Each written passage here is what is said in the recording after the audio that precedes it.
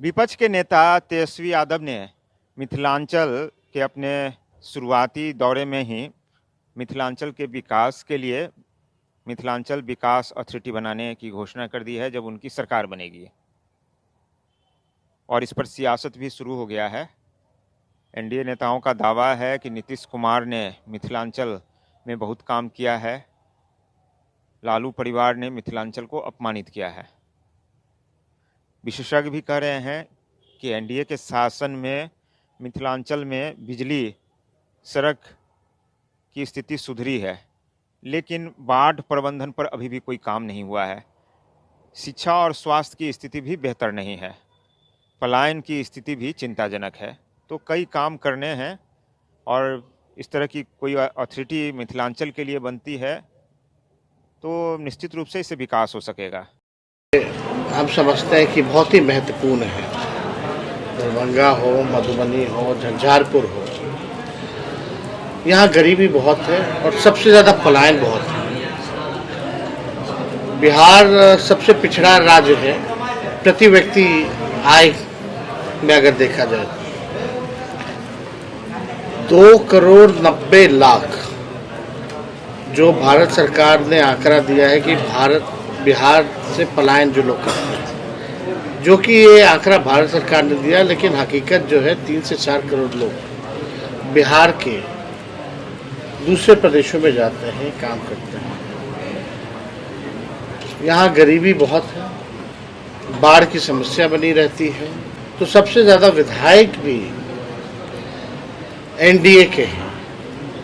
20 साल से बिहार में डबल इंजन की सरकार है। केंद्र में 11 साल से सरकार है। बहुमत के लोग यहाँ से वोट देता है एनडीए को, लेकिन बदले में क्या मिलता है?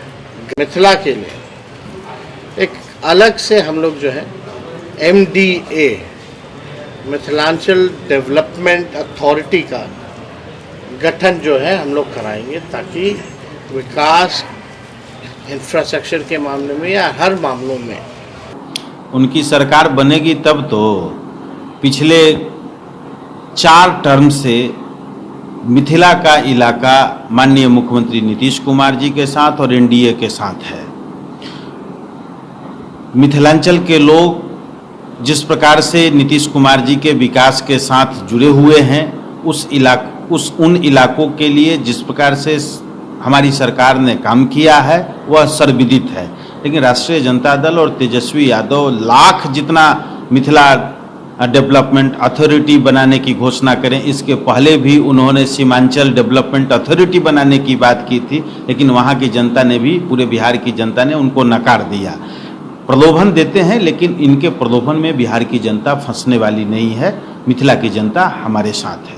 किशनगंज में असेंबली इलेक्शन के मौके से उन्होंने कहा था कि हैदराबादी भाई को बिरयानी खिलाकर यहाँ से भेज दीजिए, मेरी पार्टी जीत जाएगी, मेरी सरकार बनेगी तो मैं सीमांचल डेवलपमेंट काउंसिल बनाऊंगा। 17 महीना सरकार में रहे, कोई 17 काम भी बता देते, 17 लोगों का भी काम किया हो माइनॉरिटी का तो बता देते, तो हम लोग समझते कि नहीं साहब अपने वचन पर पूरा उतरने का प्रयास करते हैं।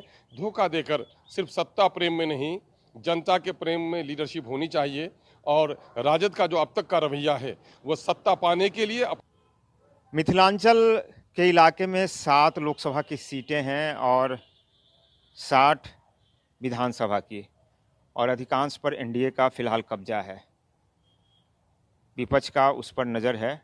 ऐसे तेजस्वी यादव ने 2020 में विधानसभा चुनाव में सीमांचल विकास काउंसिल बनाने की भी घोषणा की थी।